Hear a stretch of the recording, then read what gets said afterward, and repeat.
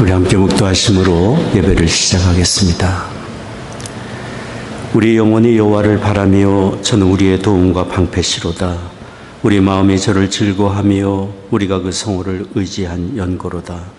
여호와여, 우리가 주께 바라는 대로 주의 인자하심을 우리에게 베푸소서.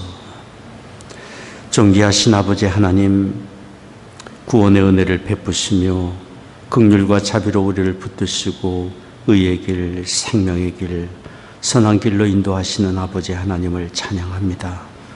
오늘도 저희들이 주의 부르심 받아 각자의 처소에서 예배를 합니다. 예배하는 곳에 주의 거룩하신 영으로 임재하시사 홀로 존귀와 영광을 받으시옵소서. 우리 드리는 찬송과 기도와 묵상이 아버지 하나님께 다 연락되기를 원합니다. 우리 주 예수 그리스도의 거룩하신 이름으로 기원하옵나이다. 아멘. 우리 찬송가 21장 함께 부르겠습니다.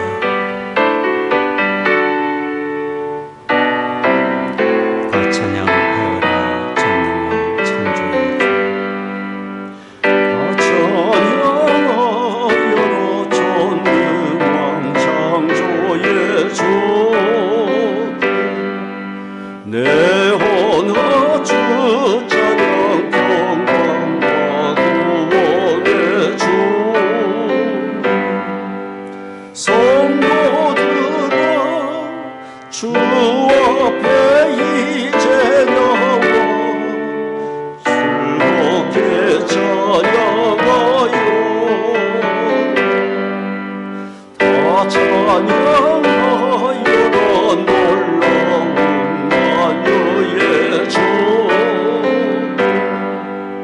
포근한 날개 빛을 품어주시는 주. 성도들아 주님의 뜻 안에서 내 소원 다 이루리.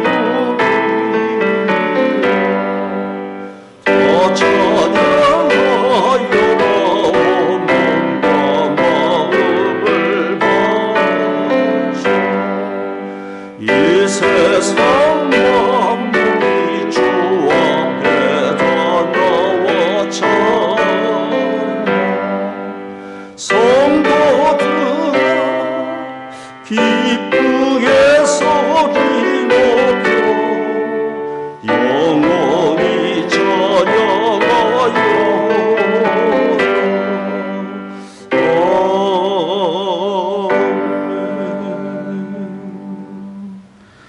아멘. 우리 사도신경으로 신앙 고백하겠습니다. 전능하사 천지를 만드신 하나님 아버지를 내가 믿사오며 그 외아들 우리 주 예수 그리스도를 믿사오니 이는 성령으로 잉태하사 동정녀 마리아에게 나시고 본디오 빌라도에게 고난을 받으사 십자가에 못 박혀 죽으시고 장사한 지 사흘 만에 죽은 자 가운데서 다시 살아나시며 하늘에 오르사 전능하신 하나님 우편에 앉아 계시다가 저로서 산 자와 죽은 자를 심판하러 오시리라. 성령을 믿사오며 거룩한 공예와 성도가 서로 교통한 것과 죄를 사하여 주시는 것과 몸이 다시 사는 것과 영원히 사는 것을 믿사옵나이다. 아멘. 아멘. 찬송가 411장 함께 부르겠습니다.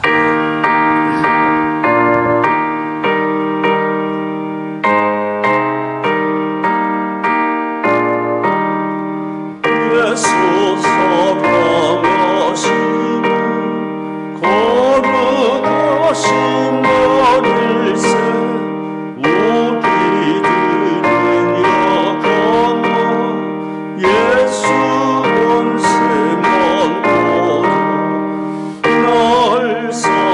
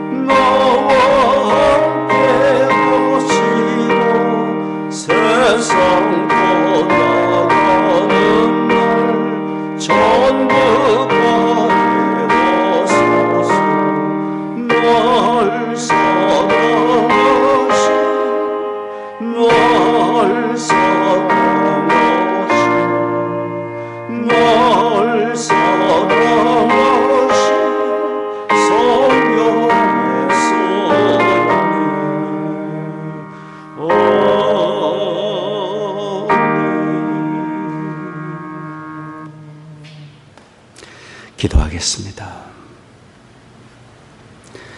자비로우신 아버지 하나님, 지난 한 주간도 은혜로 우리를 붙드시고 인도해 주시다가 오늘 저희들 다시 예배 자리로 불러주시니 감사합니다. 날마다 우리가 하나님의 은혜 가운데 살며 우리를 돌보시는 하나님의 사랑이 변치 않고 신실하신 아버지의 하나님의 사랑의 은혜 가운데 우리가 날마다 이렇게 살고 있습니다.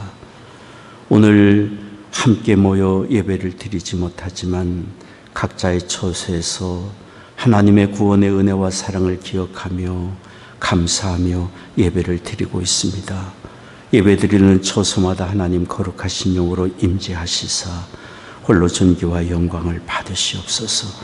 우리에게 하실 말씀 하나님 꼭 들려주시사 이 안에 살아가면서 붙잡고 마음의 소망을 품고 살아갈 귀한 말씀이 되게 하여 주옵소서.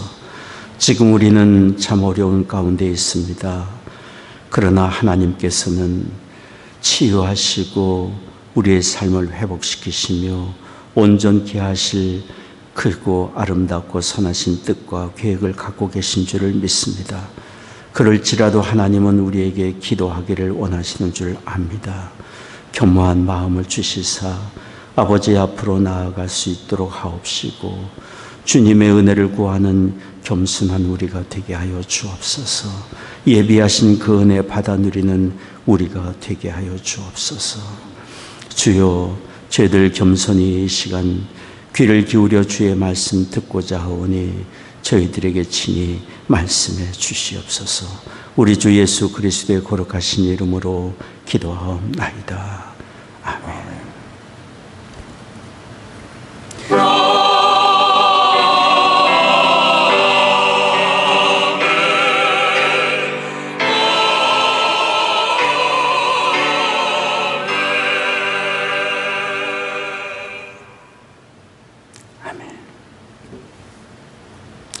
오늘 성경 말씀은 열왕기상, 구약성경 열왕기상 19장 3절에서 8절까지 말씀입니다.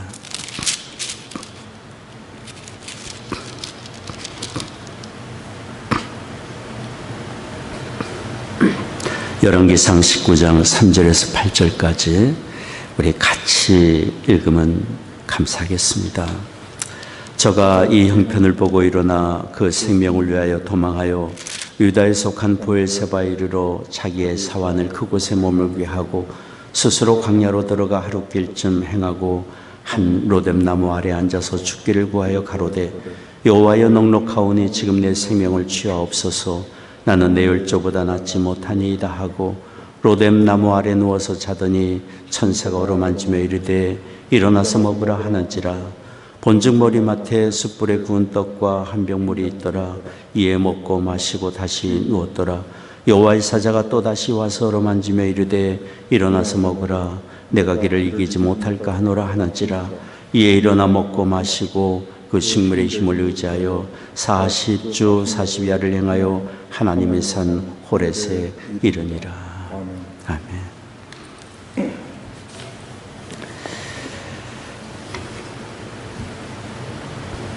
우리가 드리는 이 예배 각자의 처소에 하나님 임재하시고 영광 받으시며 우리에게 은혜를 주시리라 믿습니다. 미국 플로리다에는 땅이 함몰되는 현상이 있다고 합니다. 갑자기 땅에 함몰 현상이 나타나면 도로, 건물, 자동차들이 침몰된 웅덩이로 빠져들어갑니다. 이런 침몰 웅덩이 현상은 가뭄 때문에 지하수가 고갈되어 지표가 지탱할 힘을 잃을 때 나타난다고 합니다. 이런 침몰 웅덩이 현상은 우리 사람의 마음에도 나타납니다. 정신없이 앞만 보고 달려가다가 삶의 실망감을 느끼고 삶의 목표를 상실하고 간절히 기대하고 바라던 일이 실패로 돌아가고 심한 수치와 모욕감을 당하고 사랑하는 사람을 잃거나 질병에 걸리고 또는 지나친 활동으로 심신이 탈진하게 될 때에 이런 감정적인 마음의 침몰의 현상을 경험하게 됩니다. 이런 감정적인 침몰 현상을 우리는 시리의 감정이라 표현할 수 있습니다. 즉 삶의 의미를 잃고 의욕도 잃어버리는 상태입니다. 이런 시리의 감정은 의욕적으로 사는 사람들에게도 나타나고 인기와 명예를 가진 사람이나 성령 충만한 사람에게도 누구나 나타날 수 있는 일입니다. 1517년 종교개혁을 부르짖던 신앙의 용장 마틴 루터도 이런 시리의 감정을 겪었고 미국에 존경받던 16대 대통령 에이브라함 링컨도 시리의 감정과 싸웠다고 했습니다. 그리고 오늘 우리가 읽고 있는 성경도 시리의 감정에 빠져 있는 한 사람에 대하여 말을 하고 있습니다.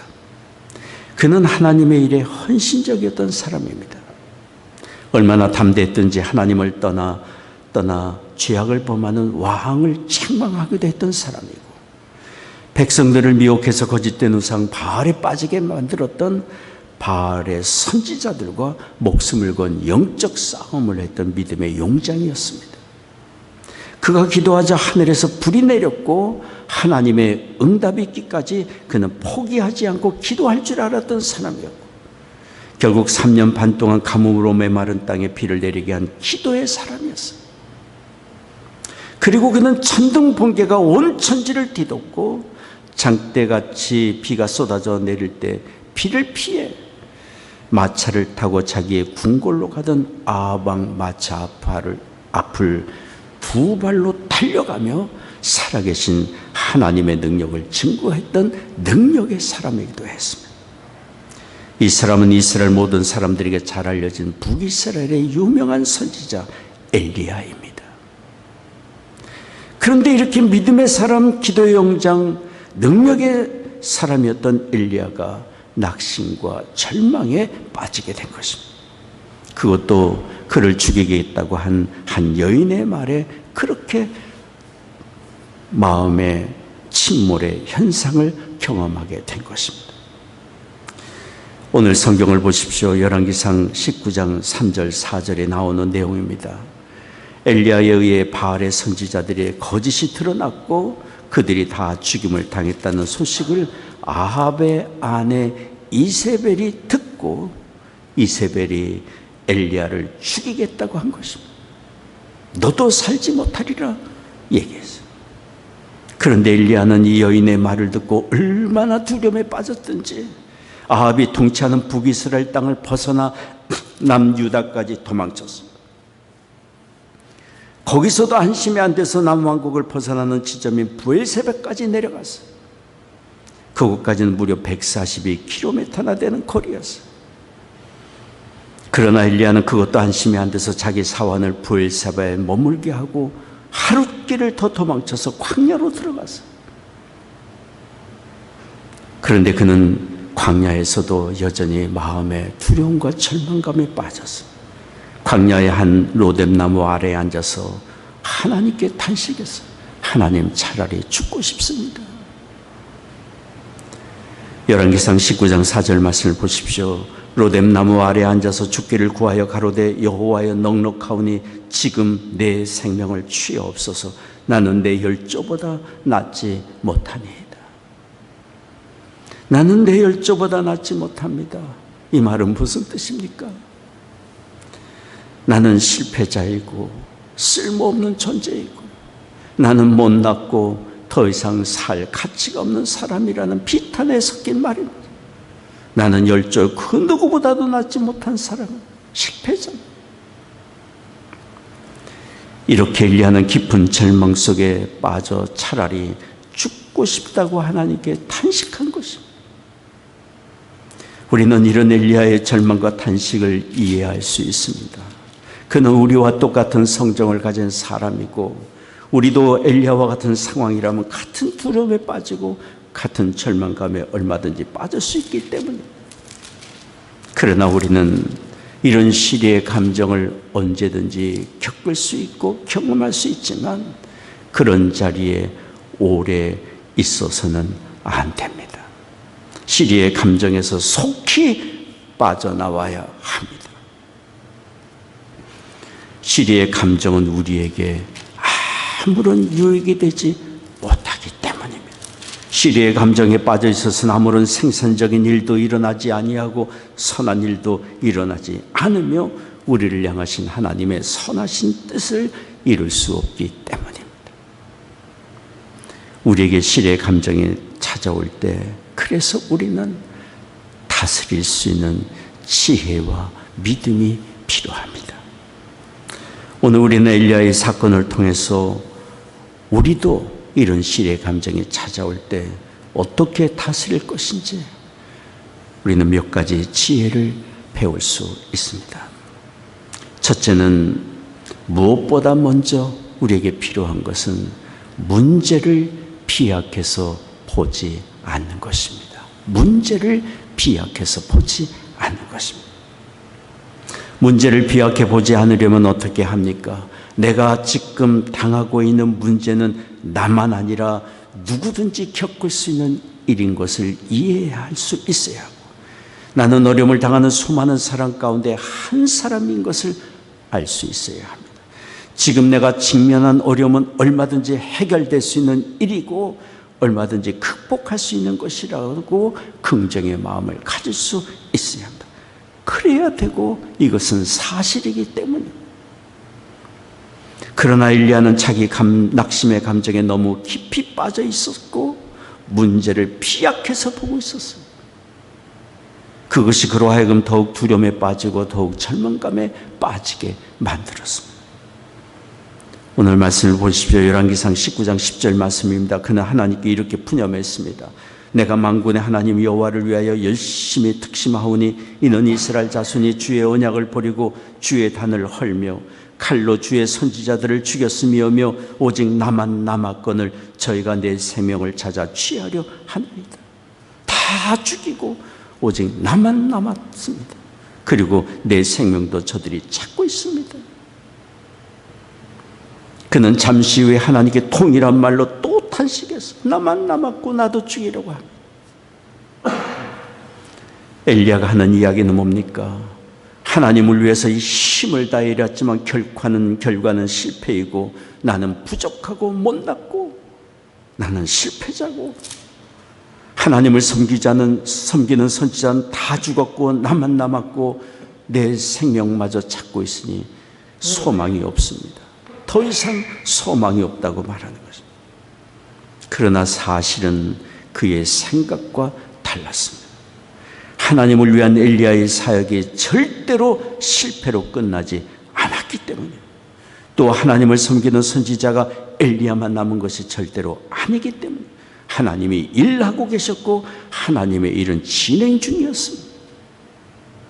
하나님이 그에게 하시는 말씀을 보십시오. 열왕기상 19장 18절 말씀입니다. 그러나 내가 이스라엘 가운데 7,000인을 남기리니 다 무릎을 바알에게 꿇지 아니하고 다 그 입을 바알에게 맞추지 아니한 자니라. 하나님이 남겨둔 사람이 있다고 얘기한 거예요. 신실한 믿음의 선지자들이 7,000명이나 남아있는 것을 가르쳐 준 거예요. 너 혼자가 아니라고 얘기해 준 거예요. 그러니 엘리야의 절망감은 문제를 지나치게 자기중심적으로 본 결과인 것이고, 문제를 지나치게 비약해서 보았기 때문인 것입니다. 우리는 어려운 일을 당할 때 나만 이런 일을 당한다고 생각해서는 절대로 안 됩니다. 달리 방법이 없고 더 이상 희망이 없다고 속단해서도 안 됩니다. 지나치게 문제를 비약해 보아서는 안 됩니다. 우리는 살면서 과정상 넘어지고 실패하는 일이 있지만 절대 절망이란 없습니다. 왜 그렇습니까? 이 세상은 하나님이 주관하시고 하나님의 선하신 역사는 지금도 계속되고 있기 때문에 절망이란 우리의 감정이 만들어낸 것입니다. 우리를 실패와 멸망의 길로 끌고 가려는 마귀의 거짓된 유혹일 뿐입니다. 하나님은 우리를 절대로 절망의 자리에 홀로 두지 않으십니다. 절대로 우리를 절망의 자리에 혼자 있게 하지 않습니다.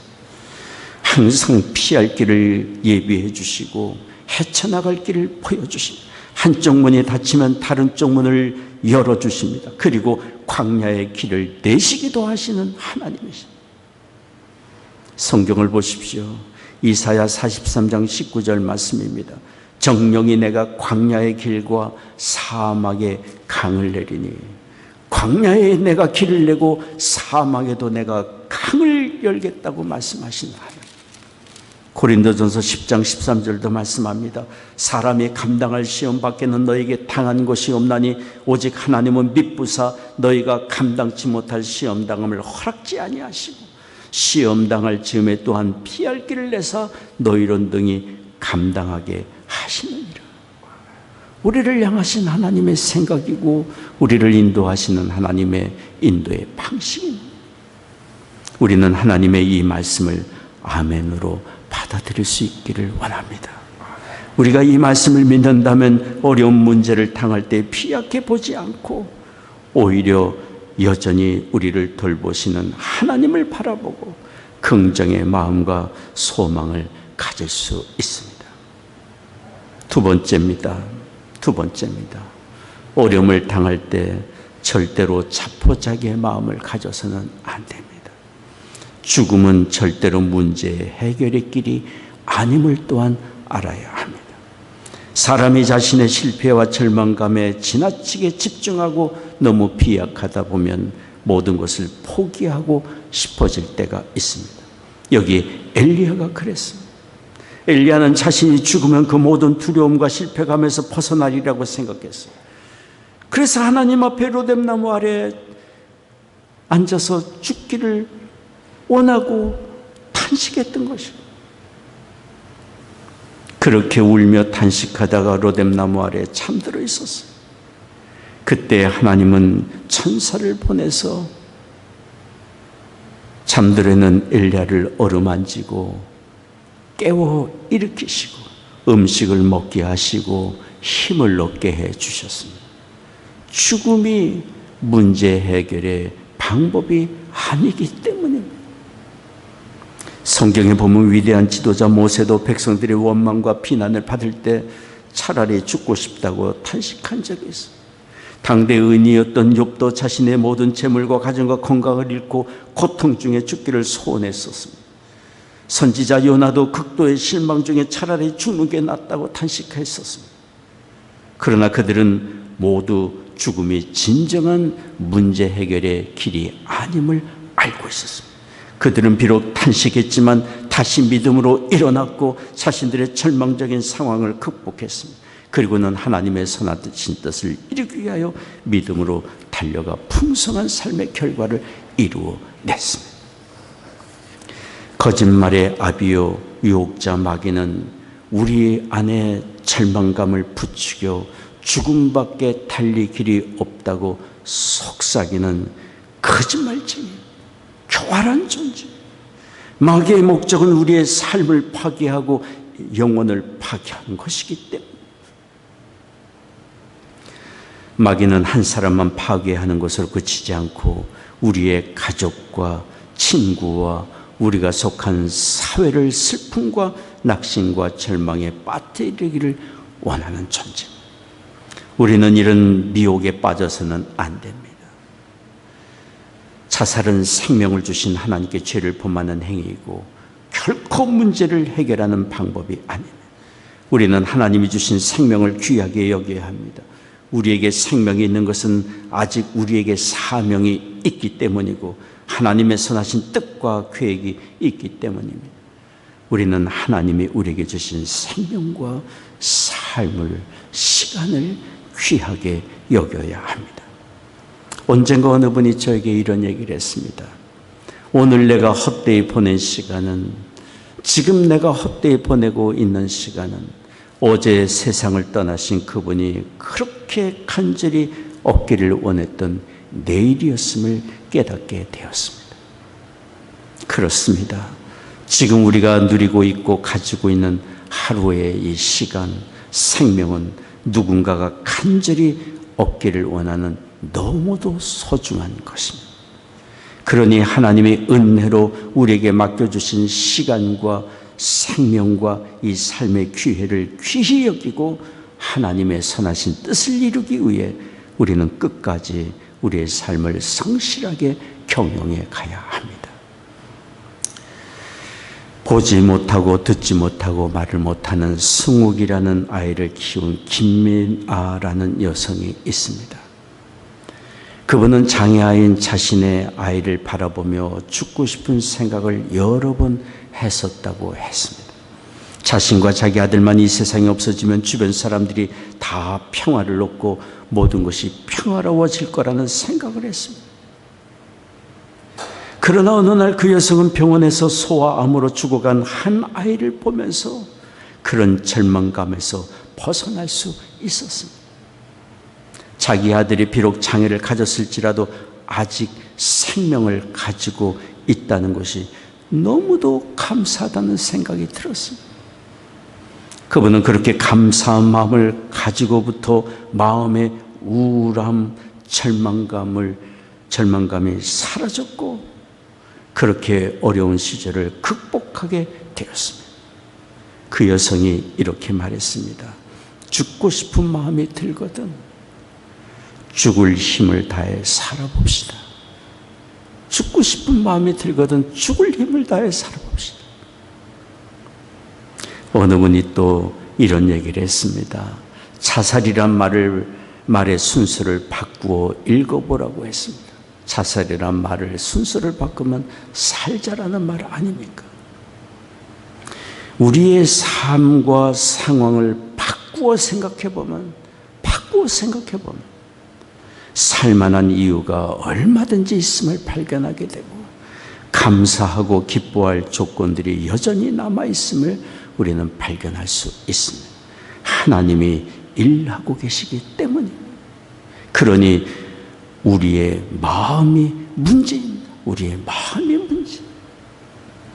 죽고 싶은 마음이 들거든 죽을 마음으로 살려는 마음을 가져야 합니다. 그럴 때 어둠 속에 빛을 발견할 수 있고 분명히 하나님이 예비해 놓으신 길을 발견하게 될 것입니다. 모든 것을 주관하시는 하나님이 계시고 하나님의 특별하신 뜻과 계획이 우리에게 있기 때문입니다. 우리는 이 사실을 기억해야 합니다. 셋째입니다. 절망적인 생각과 우울함이 찾아올 때 우리에게 더 필요한 것이 있습니다. 그것은 하나님을 기억하는 것입니다. 날 사랑하시는 하나님이 여전히 일하고 계심을 기억하는 것입니다. 나만 아니고 하나님이 계시고 그분이 사랑으로 나를 돌보시고 일하고 계심을 기억하는 것입니다. 엘리야가 로뎀나무 아래 누워 비탄에 빠져 있을 때도 하나님은 여전히 그와 함께 하셨고 그를 돌보고 계셨습니다. 성경이 그 사실을 증거해 주고 있습니다. 마치 우는 아이를 품에 안고 달래고 있는 사랑 많은 아버지처럼 하나님은 절망 중에 탄식하는 엘리야를 품에 안고 계셨습니다. 하나님은 천사를 보내시어 누워있는 엘리야를 어루만져 깨워 일으키시며 음식을 먹게 하시고 기운을 차리게 하셨습니다. 먹고 다시 잠든 그를 하나님은 다시 어루만져 깨워 일으키시며 음식을 먹게 하고 기운을 차리게 하셨습니다. 그렇게 하나님의 음식을 먹이고 위로하지만 엘리야의 마음은 좀처럼 풀리지가 않았습니다. 그는 여전히 시리의 감정에 빠져 40일을 걸어 하나님의 산 호렙의 한 동굴까지 갔습니다. 그러나 하나님은 그런 엘리야를 책망하지 않으셨습니다. 그와 동행하셨습니다. 하나님은 그가 가는 곳에 함께 가셨고 그가 지치고 쓰러지는 곳마다 그 곁에 계시고 그를 품어주셨습니다. 엘리야는 그러니 절대로 혼자가 아니었고 변치 않는 하나님의 사랑의 품에 그가 있었습니다. 그러니 엘리야에게 필요했던 것은 무엇입니까? 변치 않는 사랑으로 돌보시는 하나님을 기억하는 것입니다. 하나님의 모든 일에 우리와 함께 계시고 우리를 사랑으로 돌보신다는 사실은 진리이고 확실한 사실입니다. 이스라엘 백성들이 40년 광야 여정을 마치고 요단강을 건너 가나안 지경 길갈이라는 곳에 머무르게 되었을 때입니다. 그들은 그 땅에서 나는 소산을 먹게 되었습니다. 그리고 지난 40년 동안 광야에서 내리던 만나가 그들에게 더 이상 내리지 않게 되었습니다. 여호수아 5장 12절이 그 사실을 말합니다. 그 땅 소산을 먹은 다음에 만나가 그쳤으니 이스라엘 사람들이 다시는 만나를 얻지 못하였고 그 해에 가나안 땅의 열매를 먹었더라. 그러나 만나가 그들에게 더 이상 내리지 않는다고 그들을 돌보시는 하나님의 은혜가 중단된 것이 결코 아닙니다. 하나님은 만나 대신에 그들이 정착할 가나안 땅에서 나는 소산으로 그들을 먹이셨고 하나님의 돌보심은 계속됐고 결단코 중단되지 않았습니다.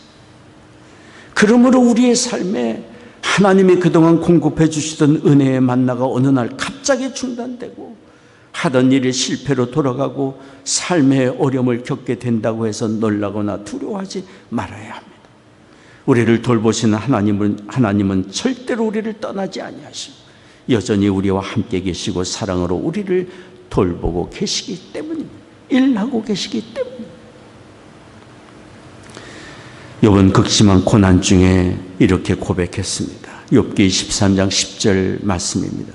나의 가는 길을 오직 그가 하시나니 나의 가는 길을 오직 그가 하시나니 그가 나를 단련하신 후에는 내가 정금같이 나오리라. 하박국 선지자도 하박국 3장 10절 18절에 이렇게 증거했습니다. 비록 무화과 나무가 무성치 못하며 포도나무에 열매가 없으며 감람나무에 소출이 없으며 밭에 식물이 없으며 우리의 양이 없으며 외양간에 소가 없을지라도 나는 여호와로 인하여 즐거하며 나의 구원의 하나님을 인하여 기뻐하리로다. 사도 바울도 로마서 8장 35절에 이렇게 증거했습니다. 누가 우리를 그리스도의 사랑에서 끊으리요? 누가 우리를 그리스도의 사랑에서 끊으리요? 환난이나 곤고나 핍박이나 기근이나 적신이나 위험이나 칼이냐 이 세상 그 무엇도 그리스도 안에서 우리를 택하시고 부르신 하나님의 사랑의 품에서 빼앗지 못함을 증거하고 있습니다.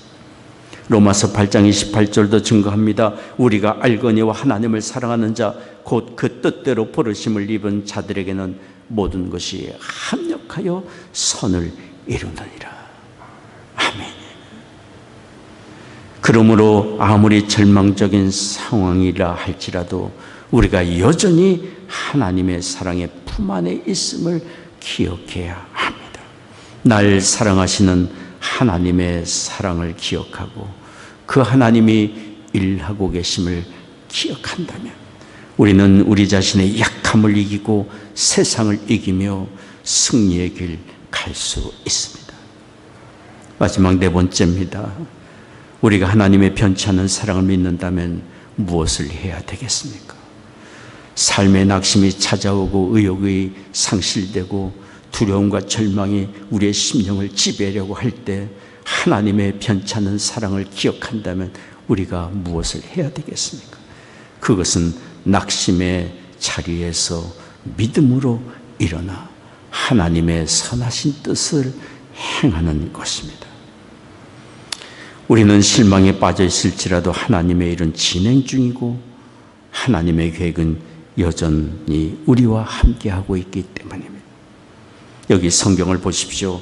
하나님은 두려움과 절망에 빠져 호렙산 동굴에 들어가 있는 엘리야에게 말씀을 했습니다. 열왕기상 19장 9절 말씀입니다. 엘리야야, 엘리야야, 내가 어찌하여 여기 있느냐? 엘리야야, 내가 어찌하여 여기 있느냐? 그리고 하나님은 엘리야를 동굴 밖으로 나오게 하셨습니다. 동굴 앞에 있는 산에 서게 하셨습니다. 그리고 하나님은 강한 바람으로 산을 가르고 바위를 부수고 지진과 불이 그 앞에서 지나가게 했습니다. 엘리야가 큰 두려움 가운데 옷으로 자기 얼굴을 가리고 있을 때 하나님의 세미한 음성이 다시 그에게 들려왔어요. 열왕기상 19장 13절 내용입니다. 엘리야야, 내가 어찌하여 여기 있느냐? 그리고 하나님은 엘리야에게 길을 돌이켜 다메섹으로 가서 그가 할 일이 무엇인지를 말씀해 주었습니다. 하사엘에게 기름을 부어 아람 왕이 되게 하고, 예후에게 기름을 부어 이스라엘 왕이 되게 하고, 엘리사에게 기름을 부어 하나님의 선지자가 되게 하라고 하셨습니다. 그가 행할 일이었습니다. 하나님은 엘리야가 낙심과 절망의 동굴에서 나와, 낙심과 절망의 자리에서 일어나 그가 해야 할 일을 하기를 원하신 것입니다. 감사하게도 엘리야는 절망의 자리에서 일어나 하나님이 지시하신 일들을 모두 성실하게 이행했습니다. 그리고 그는 나중에 죽음을 맛보지 않고 영광스럽게 불병거를 타고 하늘로 올리움을 받았습니다. 우리는 하나님의 엘리야에게 하신 말씀을 들어야 합니다. 내가 어찌하여 여기 있느냐? 내가 어찌하여 낙심과 절망의 동굴 속에 들어가 있느냐? 우리가 혹 낙심과 절망과 시리의 감정의 동굴 속에 있다면 우리를 부르시는 하나님의 음성을 들어야 합니다. 내가 어찌하여 여기 있느냐? 지금 할 일이 있는데 왜 이러고 있느냐? 우리는 하나님의 음성을 듣고 낙심과 실망의 동굴에서 나와야 합니다. 일어나야 합니다. 그리고 하나님이 우리에게 바라시는 선한 일에 힘써야 합니다. 우리의 세월은 가고 있고 하나님은 우리를 통하여 이루시고자 하시는 거룩하고 선하신 일들이 아직도 남아있기 때문에, 그러므로 힘들 때일수록 우리를 향하신 하나님의 뜻을 더욱 주목하고 하나님이 바라시는 선한 일에 더욱 힘써야 합니다. 하나님이 우리에게 바라시는 선한 일은 무엇입니까? 그것은 정직과 겸손과 성실함으로 우리에게 맡겨진 일을, 과업을 끝까지 수행하는 것입니다. 책임을 다하는 것입니다. 그리고 다른 사람을 유익하게 하고 돕고 섬기며 하나님의 사랑과 은혜를 전해주는 것입니다. 구원의 주 예수 그리스도를 알도록 어찌하든지 돕는 역할을 감당하는 것입니다.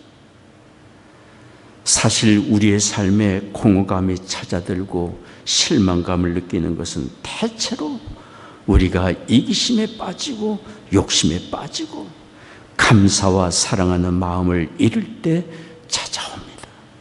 그러니 우리가 아프고 힘들고 실망감이 클수록 낙심과 실망의 동굴 속으로 들어갈 것이 아니라 작은 일에 감사하고 내게 맡겨진 일을 귀히 여기고 더욱 다른 사람을 사랑하는 일에 힘써야 합니다.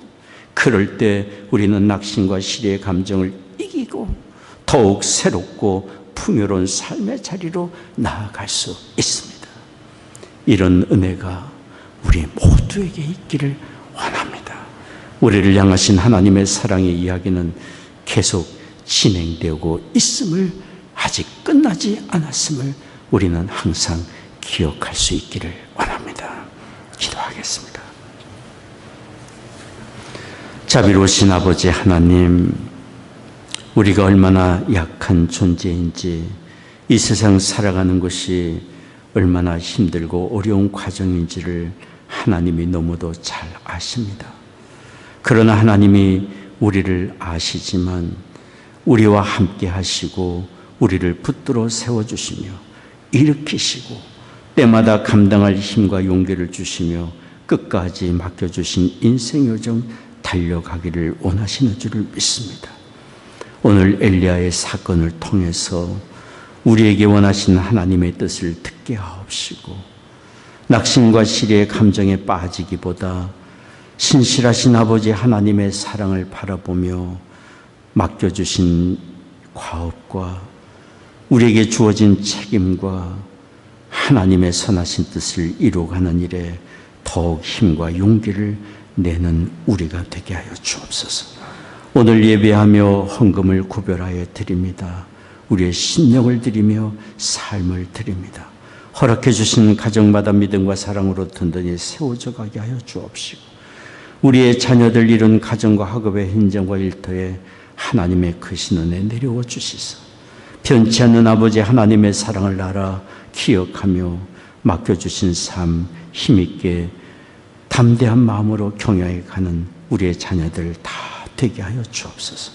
이 어려운 때에 성도들 가정을 기억해 주시사 경영하는 사업이 다 잘되게 하시고 일터마다 복된 장서들이 되게 하여 주옵소서. 육신이 연약한 교우들이 있습니다.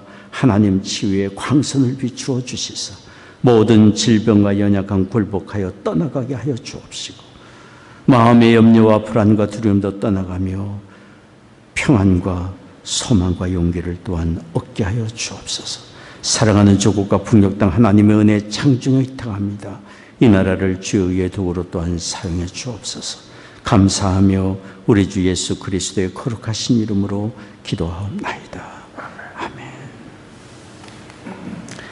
이 시간 하나님 앞에 헌금을 드리는 시간 갖겠습니다. 헌금을 드리셨다가 우리 함께 모여 예배 드릴 때 다음 주에 헌금 시간에 헌금을 해주시면 되겠습니다. 오늘도 저희들이 이처럼 온라인으로 예배를 드리고 있습니다. 그러나 다음 주에는 함께 모여 예배를 드릴 수 있으리라고 믿습니다. 서로를 위해서 건강과 안전을 위해서 중보기도하는 우리가 되기를 원합니다. 우리 찬송가 535장 함께 부르겠습니다. 어두운 후에 빛이 오며 어두운 후에 빛이 오며 바람 분 후에 전전하여 소나기요 햇빛 나며 수고한 너 심히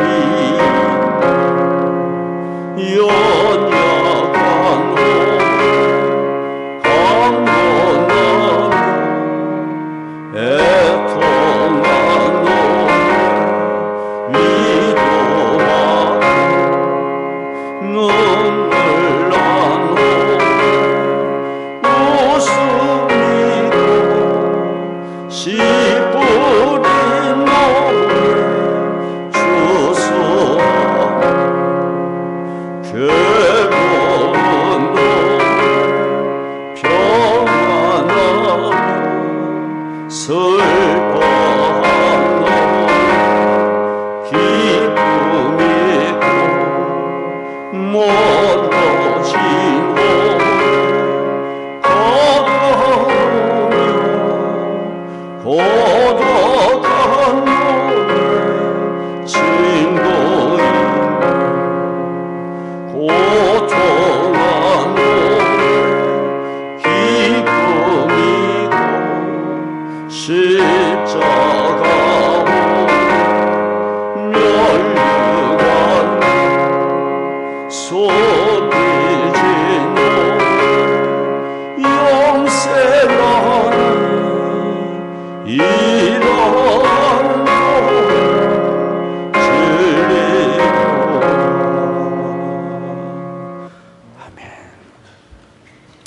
한 가지 광고드릴 사항은 우리 송태길 목사님이 심혈관 수술을 받으시려는 것을 취소하셨고 지난 1월 12일부터 한방으로 치료를 시작하셨습니다. 위에서 기도를 부탁합니다. 박경진 집사님은 한국에 계신 모친 방문을 위해서 주일날 오늘 출국하셔서 3월 중순에 다시 미국으로 돌아오시게 됩니다.